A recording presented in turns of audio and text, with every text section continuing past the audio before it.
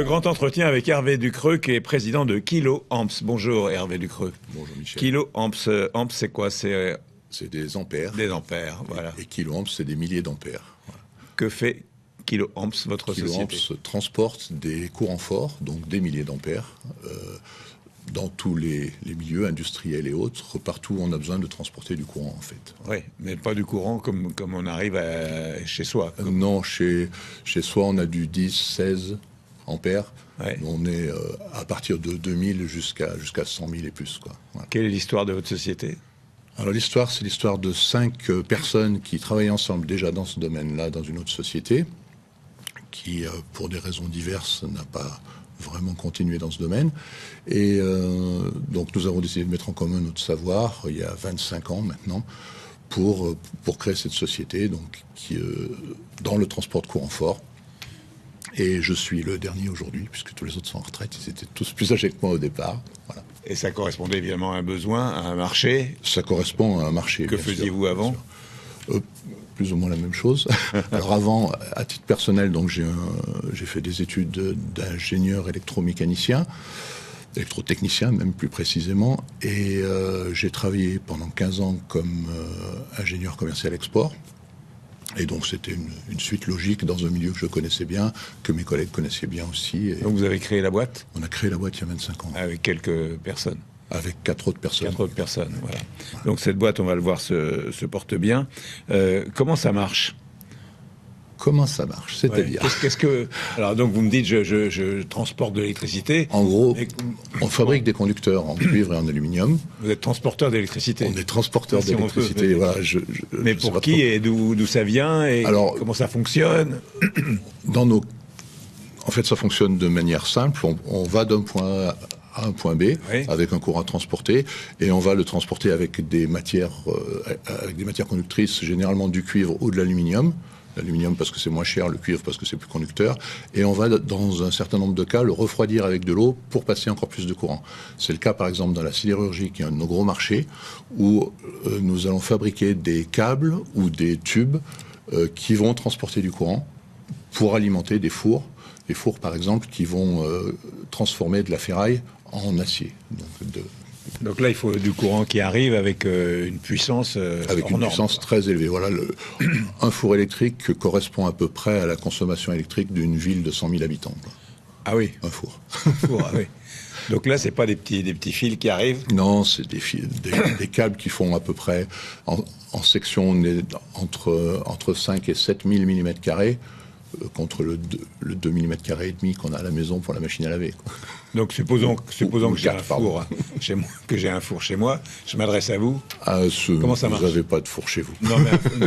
Non mais oui. En fait, on travaille avec les utilisateurs de fours et on travaille aussi avec les constructeurs. Bon, il n'y a plus de constructeurs en France.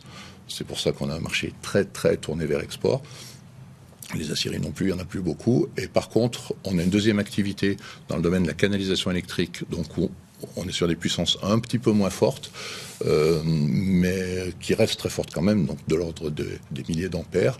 Et là, on trouve ça dans d'autres domaines, à des domaines beaucoup plus larges, un petit peu partout, dans tous les bâtiments où on a une grosse consommation d'électricité, comme ici. On doit avoir à l'entrée des liaisons entre un transformateur et un tableau de distribution. Et là, ce genre de produit, c'est les genres de choses qu'on fabrique, quoi. Le transport de puissance à l'entrée des bâtiments. On a la même chose dans d'autres domaines, dans les hôpitaux, dans les groupes électrogènes, par exemple. Le groupe électrogène est quelque chose qui est important pour nous. On a le marché de la verrerie aussi qui est important, qui en plus est en pleine mutation, qui passe à l'électrique alors qu'il utilisait essentiellement des énergies fossiles. Et on travaille aussi dans des domaines tels que le stockage d'énergie, donc le stockage d'énergie en batterie avec les énergies renouvelables, puisqu'on est obligé de les stocker pour réutiliser plus tard, avec la production d'hydrogène aussi, qui est un nouveau marché. Et également donc dans les data centers qui sont très énergivores et dans lesquels on a beaucoup de choses à faire parce que on peut fournir les alimentations électriques des serveurs de données et également les alimentations de secours qui vont devoir pallier une éventuelle défaillance du réseau. Alors il faut que le fournisseur d'électricité vous envoie ce qu'il faut, quoi. Oui, en général, on part souvent d'un transformateur. Donc il y a déjà une arrivée du réseau vers ce transformateur. Et ensuite, on va donc transporter le courant. Parce qu'on est des transporteurs, on l'a dit tout à l'heure. On va transporter le courant vers le point où il va être utilisé, quoi. On va voir les chiffres de votre société avec Virginie Mas et on se retrouve juste après. Fondée en 2000, l'entreprise Kiloamps travaille avec une trentaine de collaborateurs. Environ 60% de leurs ventes sont réalisées à l'export dans 74 pays différents sur 4 continents.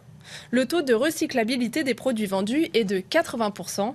Enfin, Kiloamps a réalisé un chiffre d'affaires en 2024 de 9,3 millions d'euros et prévoit d'atteindre 11,8 millions d'euros en 2025. Donc Virginie nous dit que les objectifs, c'est 11,8 millions d'euros en 2025. Voilà, donc Kiloamps reste une PME et a l'intention de rester une PME avec une trentaine de personnes. Donc pas de grand objectif de développement, puisqu'on est quand même sur des marchés qui sont très étroits, des marchés de niche. Nos ambitions, c'est dans le domaine de la sidérurgie de devenir le numéro 1 mondial des alimentations de four. Le troisième pour l'instant. Voilà, il y a 2 places à gagner. Bon, on va essayer.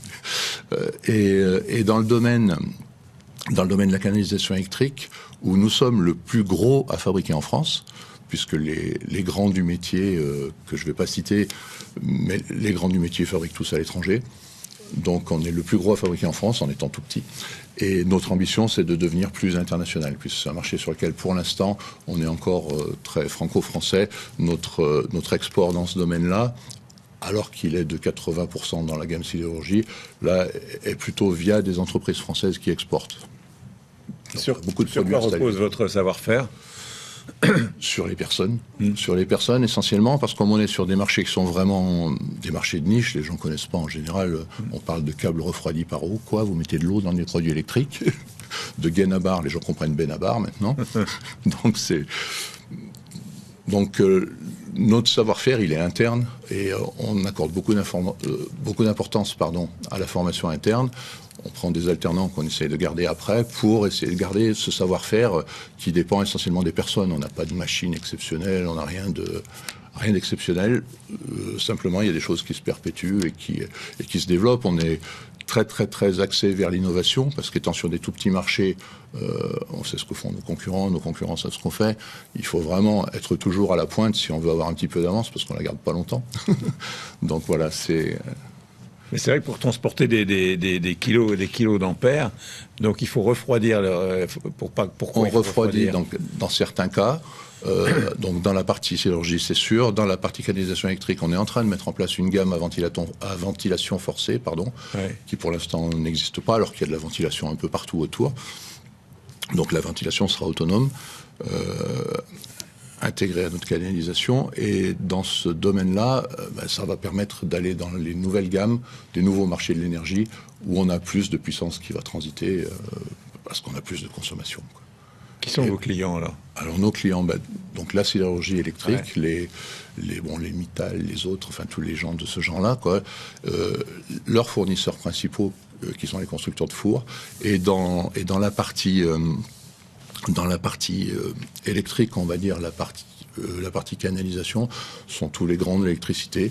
Vous êtes présent aussi sur le marché des data centers qui sont assez énergivores ? Sur les data centers, oui, effectivement, on cherche des solutions pour se démarquer un petit peu et essayer de réduire dans notre faible mesure, puisqu'on représente qu'une petite partie de la consommation électrique, mais les pertes qui vont être générées en ligne entre les alimentations et les serveurs de données, et également sur la partie de secours, comme je l'ai dit tout à l'heure à propos des groupes électrogènes. Toute cette partie-là, on a des produits qui vont permettre, en étant ventilés, de travailler avec une température plus basse, ce qui veut dire moins de pertes résistives, et on va aussi, par la configuration des conducteurs, diminuer les réactances, mais je ne veux peut-être pas trop entrer dans les détails. Comment on peut réduire la consommation énergétique ?